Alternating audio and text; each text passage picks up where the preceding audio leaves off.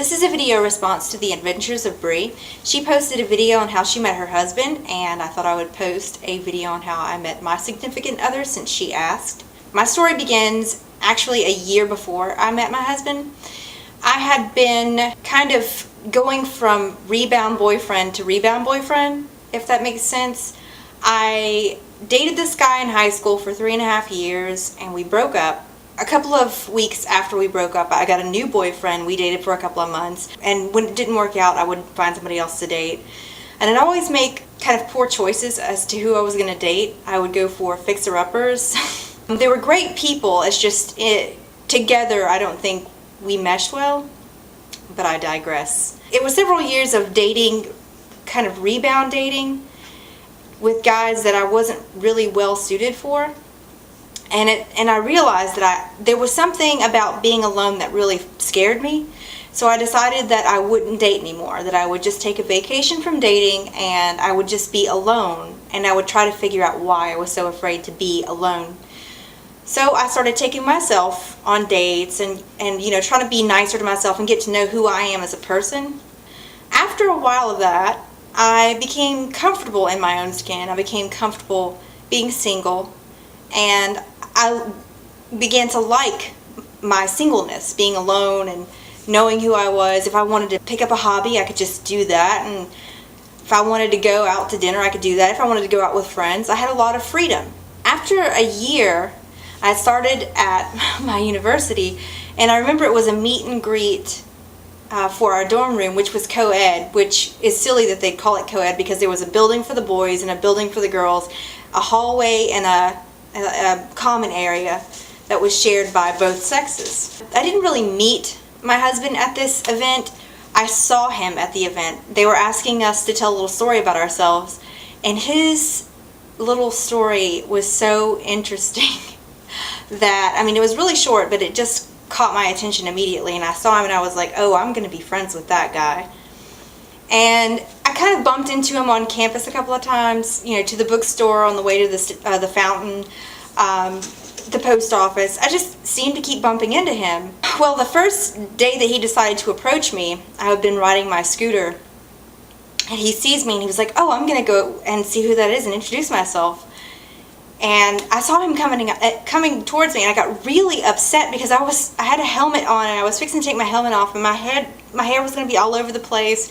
Your head kind of gets squished into the helmet, and I was like, oh my God, of all days for him to come and talk to me, today is not the day. And he walked up and saw the scowl on my face and was immediate like, whoa, I better get away from this girl. She's kind of scary. So he was quickly, hey, just wanted to see who it was, bye, and ran off. And I was like, why? Being that we lived in the same building, well, kind of the same building, I would pass through the lobby and I would see him in it, surrounded by people and having fun and talking. And I was always so shy and so scared to introduce myself. So I just kind of suffered this little crush in silence. And one day, as I passed through the lobby, I made it upstairs to my room. I passed by my RA and I said, excuse me, what's the number to the lobby phone? So she gave it to me. And I called down, and he was wearing a red fisherman's hat. And I asked the girl at the counter, I said, will you please put the guy with the red fisherman's hat on the phone? And she did. And I said, hey, I'm the girl that was riding the scooter. I just wanted to call and tell you that we're friends. And he said, we'll never forget this. He said, wow, the universe is finally working the way I always thought it should. And I was just blown away by that, because he could have said, okay, freak, whatever, and hung up, but he didn't. Well, it just so happened that my roommate at the time had a broken foot, so he ended up carrying her books for her back to the room. And I was like, hello, I just spoke to this guy on the phone. And he was like, hi, I just spoke to you. And the next thing you know, I'm having tea with him and we're talking. And he and I ended up hanging out a lot after that. And eventually, I mean, it was kind of ridiculous because I was just like so enamored by him. I was so just stars in my eyes. Thought he was just so awesome. I still think he's so awesome. But the way our relationship progressed, it was kind of slow and sweet. I think back on that and I think about how if I hadn't taken that time out to get to know myself, and if I had continued to fill the spot in my life with another rebound boyfriend, how I would have missed out on my husband and him. He's awesome. And I think sometimes it's better to step back from the dating scene and kind of get to know who you are as a person before you try to fill what you think is an emptiness with another person. For me, I was just afraid to be alone, I think. And once I was alone and I got to know myself a little better and I was okay with singleness. That's it. That's my story about meeting my honey.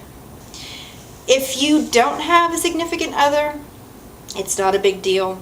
Just take the opportunity to get to know you, and if and when you're ready for somebody and they come along, then you'll be able to recognize them and they'll be able to recognize you, and the rest is history. Thanks for listening to me ramble. Bye. And now the internet sees how you were waiting and waiting.